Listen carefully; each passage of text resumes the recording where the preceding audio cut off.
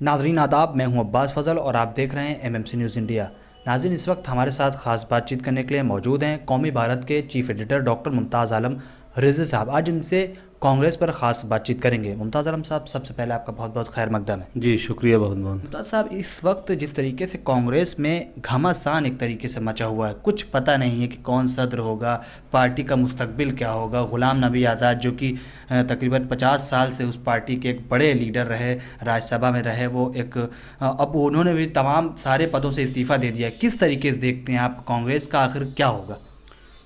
देखिए, ऐसा है कि जाहिर है कि कांग्रेस इस वक्त मुश्किल दौर से गुज़र रही, इसमें कोई दो राय नहीं है।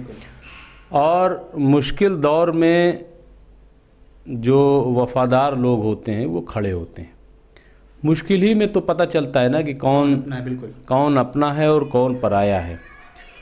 तो मुझे लग रहा है कि ये जो अभी क्राइसिस है कांग्रेस की, वो एक मसला है और इसके लिए कांग्रेस भी ज़िम्मेदार है। जहाँ तक ग़ुलाम नबी आज़ाद का ताल्लुक़ है, तो देखिए, बहुत पहले मालूम हो गया था कि ग़ुलाम नबी आज़ाद अब बहुत दिन तक कांग्रेस में नहीं रहेंगे। कई और लोगों के लहजे जो है वो पता चल गए थे। तो इसलिए ग़ुलाम नबी आज़ाद का जाना अब उनके साथ क्या है, नई पार्टी बनाएंगे, क्या करेंगे, क्योंकि अभी जम्मू कश्मीर में बहुत सारे लोगों ने इस्तीफ़े दिए हैं, कांग्रेस से ख़ुद को अलग कर रहे हैं और नई पार्टी बना के क्या करेंगे। क्योंकि देखिए, ग़ुलाम नबी आज़ाद की अगर हैसियत देखें तो 50 साल कांग्रेस में रहे और वो एक नेशनल चेहरा हैं कौमी सियासत में। उनका अगर देखा जाए, वो इसलिए कि वो कांग्रेस के जनरल सेक्रेटरी भी रहे, कई सूबों के इंचार्ज सेक्रेटरी रहे, इसके अलावा वो राज्यसभा में अपोजिशन लीडर रहे, इसके साथ ही कैबिनेट मिनिस्टर रहे वो जब यूपीए सरकार थी, और इससे पहले भी जब कांग्रेस की सरकार थी। तो एक कौमी चेहरा जो है उनका है। तो ऐसे में जाहिर है कि कांग्रेस से वो गए और उनकी शिकायत राहुल गांधी से है, और ये कहा कि राहुल गांधी के यहाँ जो चपरासी हुआ करते थे वो आजकल गाइड कर रहे हैं।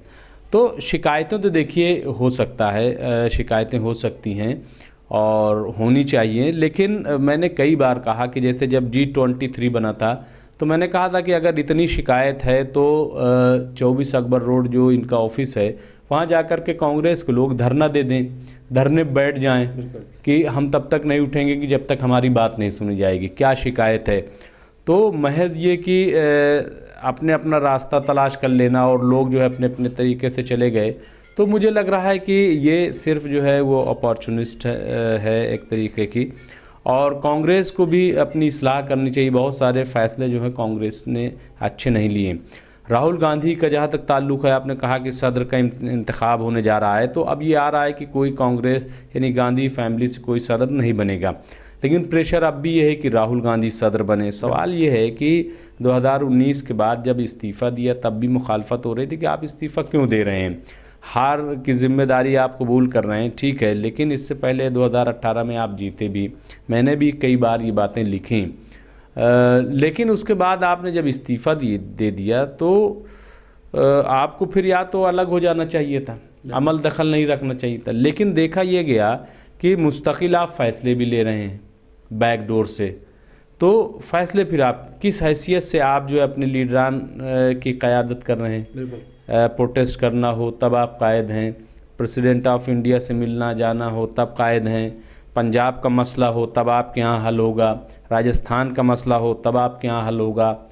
तो सवाल ये है कि फिर आप कबूल क्यों नहीं कर लेते। तो मैं शुरू से ये बात कर रहा हूँ, और इसीलिए देखिए सारा झगड़ा है। जब आप बर वक्त फ़ैसला नहीं ले पाते तो इस तरीके की क्राइसिस पैदा होती है और फिर लोग उसका फ़ायदा उठाते हैं, फ़ायदा उठा करके चले जाते हैं। जिसको जाना है देखिए वो तो जाएगा, हम ये नहीं कह रहे हैं, जिसको जाना है वो जाएगा, और जिसको नहीं जाना वो मसले को हल करेगा, बैठ करके बात करेगा। तो इसलिए अब ये कि आमना सामना है, ग़ुलाम नबी आज़ाद कुछ कह रहे हैं और कांग्रेस पार्टी के जो मीडिया इंचार्ज हैं, चेयरमैन हैं जयराम रमेश, वो कुछ कह रहे एक दूसरे की पोल खोल रहे हैं। अब बहुत बड़ा इल्ज़ाम ग़ुलाम नबी आज़ाद ने लगाया कि जयराम रमेश वो हैं कि जो बीजेपी को ऐवान में यानी पार्लियामेंट के हाउस में, वहाँ से बीजेपी को पर्चियाँ भेजते थे, हाँ, और सैकड़ों पर्चियाँ होंगी, इस तरीके के एलिगेशन लगाया। तो कहा कि डीएनए उनका चेक कीजिए कौन है। और गुलाम नबी आज़ाद के लिए ये कि साहब उनको राज्यसभा नहीं भेजा गया या ये है तो इसलिए वो नाराज़ हैं। तो इस तरीके की देखिए बहुत सारी चीज़ें हैं। लेकिन जिन लोगों ने इक़्तिदार में रहते हुए कांग्रेस से फ़ायदा उठाया, या ये कि हम ये नहीं कह रहे हैं कि हो सकता है और हो नहीं सकता, हुआ भी है भाई, कांग्रेस को भी लोगों ने दिया। मसलन जैसे मनीष तिवारी ने कहा कि हमने कुर्बानियाँ दी, तो ठीक है कुर्बानियाँ दी आपने तो आपको मिला भी। ऐसा नहीं है कि आप कैबिनेट मिनिस्टर बनाए गए और आप स्पोक पर्सन भी रहे और बड़े बड़े ओहदे पे रहे। तो तमाम चीज़ें मुझे लग रहा है कि दोनों को, कांग्रेस के जो लीडर हैं, चाहे वो प्रियंका गांधी हों, राहुल गांधी हों और सोनिया गांधी हों, इनको भी देखिए, जब प्रियंका गांधी इंचार्ज बनी थी यूपी की, तो उस वक्त भी मैंने कहा था कि वहाँ फिर कोई आदमी टिक नहीं पाएगा। कोई भी, किसी को आप कुछ भी बना दीजिए, सदर बना दीजिए, कुछ भी बना दीजिए, प्रियंका गांधी के आगे क्या उसकी वैल्यू होगी आप बताइए? कोई वैल्यू नहीं होगी। वही हुआ, आप देखिए राज बब्बर जैसा जो सदर था वो वहाँ ख़त्म हो गया। इसके अलावा जो अभी और लल्लू जी बने तो उनका भी कुछ नहीं, हाँ, ऐसे ही लग रहा था जैसे, क्योंकि देखिए बिल्कुल इस तरीके की मिसाल है कि जैसे अगर मरकरी जल रही हो बहुत बड़ी, तो उसके सामने आप मोमबत्ती जला दीजिए, उसके सामने 100 वाट का बल्ब भी जला दीजिए, तो होगा क्या उस बल्ब का? मरकरी के आगे। तो प्रियंका गांधी एक नेशनल चेहरा है, उनको नेशनल सतह पर आना चाहिए। मैं कह रहा हूँ कि अगर राहुल गांधी मान लीजिए कि नहीं इंटरेस्ट कर रहे हैं या उनको लग रहा है वो ना, तो प्रियंका गांधी संभाल लें। भाई प्रियंका गांधी नेशनल देखिए चेहरा है, तो जो नेशनल चेहरा होता है उसको चाहिए कि वो नेशनल सतह की बात करे, वो स्टेट में जा कर के, और स्टेट की कोई तवक्को भी नहीं करता। तो इसलिए मुझे लग रहा है कि अब वक्त आ गया है कि बड़ा सख्त फ़ैसला लें, और जो लोग नाराज़ हो रहे हैं, अगर वाकई देखिए अगर मुफाद परस्त जो है वो अगर जा रहा है तो उसको तो आप किसी भी सूरत नहीं रोक सकते, क्योंकि हो सकता है बहुत से लोगों को ये लग रहा है कि अब तो बीजेपी जो है वो 50 साल नहीं जाएगी, तो इसलिए कांग्रेस में टाइम ख़राब करने से क्या फ़ायदा। कुछ लोग इस तरीके की सोच है, तो अगर इस तरीके की सोच है तो ठीक है, हाँ। वरना भाई आप ये बताइए कि जब बीजेपी शुरू हुई थी, जब 2 सीट थी या एक भी सीट नहीं थी, तो तब भी बीजेपी के साथ तो लोग लगे हुए थे ना, स्ट्रगल कर रहे थे, हाँ। अब लगे आज उनको फल मिल रहा है। तो अब अगर मान लीजिए आज कांग्रेस पिछड़ रही है, कांग्रेस अपोजिशन में है, कांग्रेस की हालत ख़राब है, तो भाई फिर से स्ट्रगल कीजिए। सियासत में तो यही होता है। लेकिन ये कि हम भाग जाए वहाँ जहाँ फ़ायदा, और बहुत से लोग भाग के गए, क्या हुआ उनका? रीता बहुगुणा जोशी आज कहाँ हैं आप बताइए, हैं? वरना कांग्रेस में कितनी इज्जत थी। विजय बहुगुणा कहाँ हैं आज बताइए, जा कर के पूछिए। और इस तरीके की बहुत सारी मिसालें। वहाँ कौन पूछ रहा है? वहाँ नितिन गडकरी को नहीं कोई पूछ रहा है, वहाँ बड़े बड़े लीडर जो है पैदल कर दिए गए।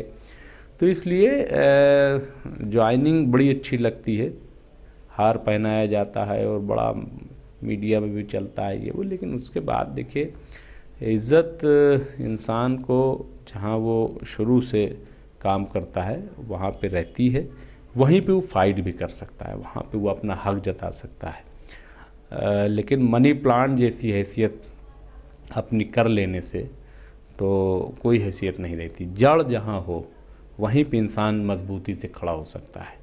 मनी प्लांट बन करके उसको कहीं का नहीं रहता है। ठीक है, वो हरा हरा दिखाई देगा लेकिन उसकी जड़ कहीं नहीं होगी।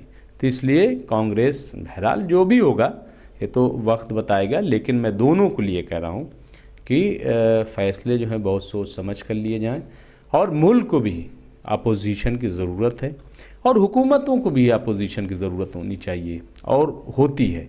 क्योंकि अगर कोई लगाम लगाने वाला नहीं होगा, कोई कुछ बताने वाला नहीं होगा, तो हुकूमतें भी गुमराह हो जाती हैं, हुकूमतें भी गुमराह हो जाती हैं, हाँ। तो इसलिए मुझे लग रहा है कि एक अच्छे मजबूत अपोजिशन की ज़रूरत है, और कांग्रेस अभी बहरहाल एक मजबूत अपोजिशन है। जहाँ तक केजरीवाल आ रहे हैं और वो तमाम जा रहे हैं, वो उसमें मुझे लग रहा है कि भी वक्त है, और कितना वो कर पाएंगे, क्या पर होगा, ये भी वक्त बताएगा। लेकिन बहरहाल जो भी है, लेकिन एक मजबूत अपोजिशन का होना बहुत ज़रूरी है। जी मुमताज़ साहब बहुत बहुत शुक्रिया। जी शुक्रिया बहुत बहुत। नाज़रीन, जैसा कि आप देख रहे थे, इस वक्त हमारे साथ खास बातचीत करने के लिए मौजूद थे कौमी भारत के editor in chief doctor Mumtaz Alam Rizvi साहब। आज हमसे कांग्रेस में मचे घमासान को लेकर खास बातचीत कर रहे थे।